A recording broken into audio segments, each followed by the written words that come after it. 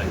এটা ভারতের নতুন কিছু না, ভারতের চ্যানেলগুলো আমরা অনেক দিন ধরে দেখছি যে তারা যা তা নিউজ করে, এটার কোনো মিনিমাম কোনো স্ট্যান্ডার্ড নাই।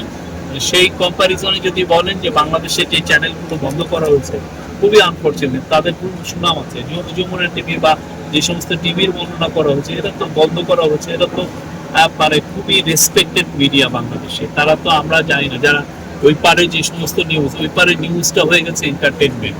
কে কত জোরে কথা বলতে পারে, কে কত নাটক করতে পারে, এইটা হচ্ছে ওইখানে নিউজের।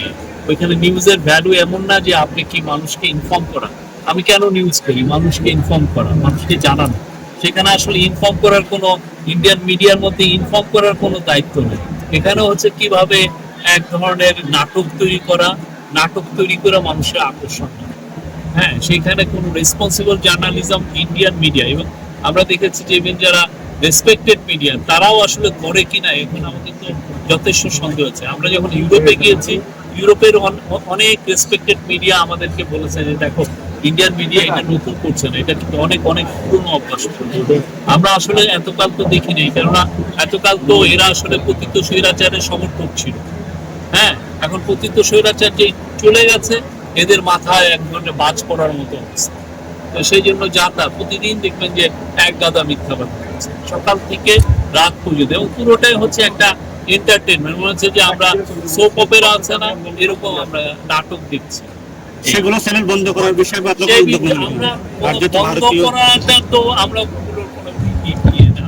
আমরা বন্ধ করলে আরো ওদেরকে বৈধতা দেওয়া হয় যে না, ওরা ওরা খুব ভালো ছিল, আমরা বন্ধ করে দিয়েছি। কিন্তু মানুষই দেখছে না, বাংলাদেশের কোনো মানুষই আসলে ওদের নিউজ তেমন একটা দেখছে না। আমরা জানি ওরা কি পরিমাণ মিথ্যা নিউজ দেয়। কিন্তু বাংলাদেশের কি পাল্টা ব্যবস্থা নেওয়ার জন্য প্রয়োজনীয়? পাল্টা ব্যবস্থা সত্যিকার অর্থে আমরা চাই যে বাংলাদেশের যে মিডিয়া, আমরা ওরা যে ধরনের মানে যে কাজটা করেছে সেটা আমরা করতে চাই না। আমরা এগুলো করে সত্যিকার অর্থে আমাদের লাভটা কি?